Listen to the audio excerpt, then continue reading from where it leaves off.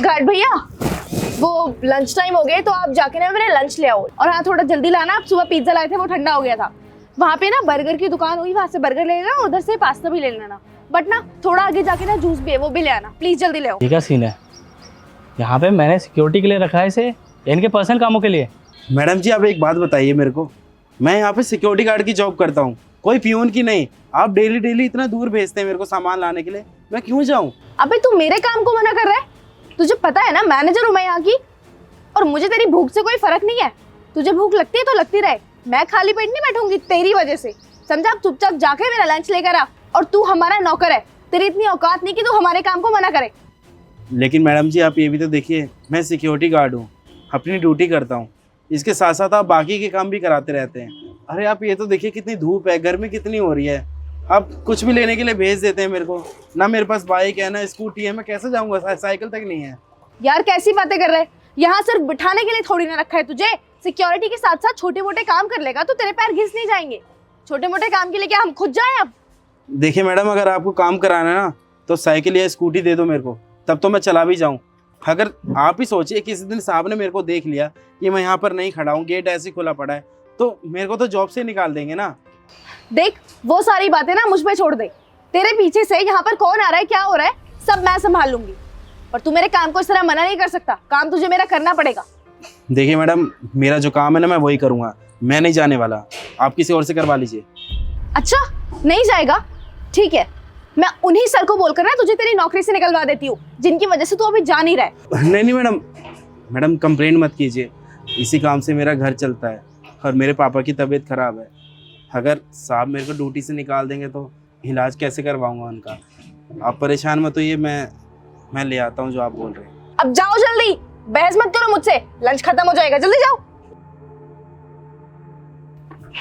बहस करवा लो बस। ओए जरा। नमस्ते साहब। नमस्ते, कहाँ जा रहा है? साहब मार्केट जा रहा था, वो हिमांशी मैम साहब है ना, उन्होंने कुछ खाने के लिए मंगवाया था। अबे तुझे मैंने यहाँ पे यहाँ की सिक्योरिटी के लिए रखा है या फिर इनके पर्सनल कामों के लिए? कल को अगर यहाँ पे चोरी हो गई तो कौन होगा इसका जिम्मेदार? साहब मैं तो वही बोलता हूँ, मैं मना भी करता हूँ पर वो मानती ही नहीं है। मैंने उनसे बोला भी था कि अगर मैं यहाँ पे नहीं बैठूंगा तो पीछे से कोई भी घुस सकता है, और अगर सर को पता चल गया तो वो मेरे को जॉब से निकाल देंगे। लेकिन फिर वो मेरे को धमकाने लग गई, उन्होंने मुझे बोला कि अगर तू मेरा काम नहीं करेगा ना तो उससे पहले मैं सर को फ़ोन करके तेरे को जॉब से निकलवा दूंगी। बस सर इसी डर से मैं लेने गया था सर, गलती हो गई साहब। वो कौन होती है नौकरी से निकालने वाली? नौकरी पे तुझे मैंने रखा है ना, और मना क्यों नहीं करा जाता तेरे से? ढंग से मना कर। साहब मना कर देता, लेकिन मैं डर गया था साहब, कहीं वो मेरे को नौकरी से न निकलवा दें। और वैसे भी साहब वो बड़ी मेम साहब है, आप तो उन्हीं की बात मानोगे ना कि मुझ जैसे दो कोड़ी की सिक्योरिटी गार्ड की बात। तो टेंशन मत ले, इसे मैं सबक सिखाता हूँ। तू जा वहीं खड़े रहे, अभी आएगी ना पूछने के लिए तो साफ मना कर दियो, मैं ही गाड़ी में बैठा हूँ। ठीक है साहब। आज पहले इन लोगों को ही सुधारता हूँ।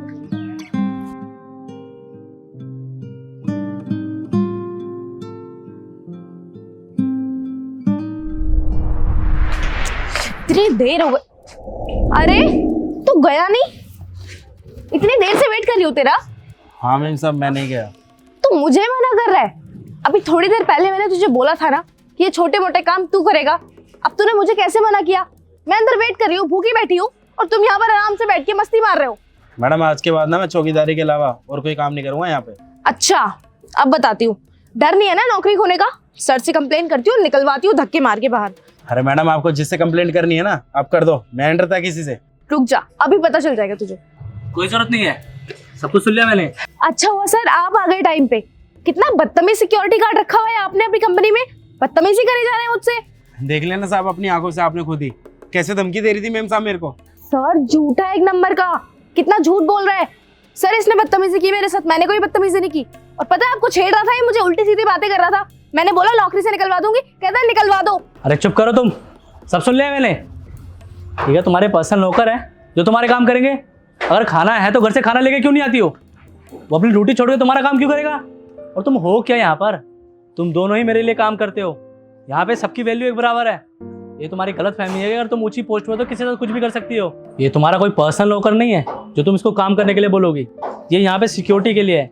कल को अगर ये तुम्हारे काम से बाहर गया और यहाँ पे चोरी हो गई तो कौन जिम्मेदार होगा उसका? तब तो तुम हाथ खड़े कर दोगे। देखो, मैं अपना नुकसान नहीं कराऊंगा, इसलिए तुमने गलती करी है, इसे तुम्हें नौकरी से निकालूंगा। सर लेकिन छोटे मोटे, आई मीन सॉरी सर, आगे से नहीं करूंगी। चुप करो, ये तो तुमने गलती की, ऊपर से झूठा इल्जाम लगा रहे हो इस पे, ये छेड़ रहा है। तुम्हें पता भी है तुम्हारे एक झूठे इल्जाम की वजह से इस वजह को जेल हो सकती है। वो तो अच्छा हुआ कि मैंने गाड़ी से देख लिया, वरना मैं भी यकीन कर लेता कि ये तुम्हें छेड़ रहा है। तुम्हारे एक झूठ के चक्कर में इसकी जिंदगी बर्बाद हो सकती थी। और सबसे बड़ी बात, मैं उस इंसान को अपने ऑफिस में नहीं रखूंगा जो अपने ओहदे का गलत फायदा उठाए। कल को तुम अगर अपने से नीचे काम करने वालों के लिए बुरा बर्ताव रखोगी तो क्या वो कंपनी के फायदे के लिए काम करेंगे? नहीं, मैं अपना नुकसान नहीं कराऊंगा। इससे अभी के अभी यहाँ से निकलो, जाओ। और तुम आगे से तुम्हें कोई भी परेशान करे तो तुम मुझे बताना, मेरे लिए सारे एम्प्लॉयज एक जैसे हैं।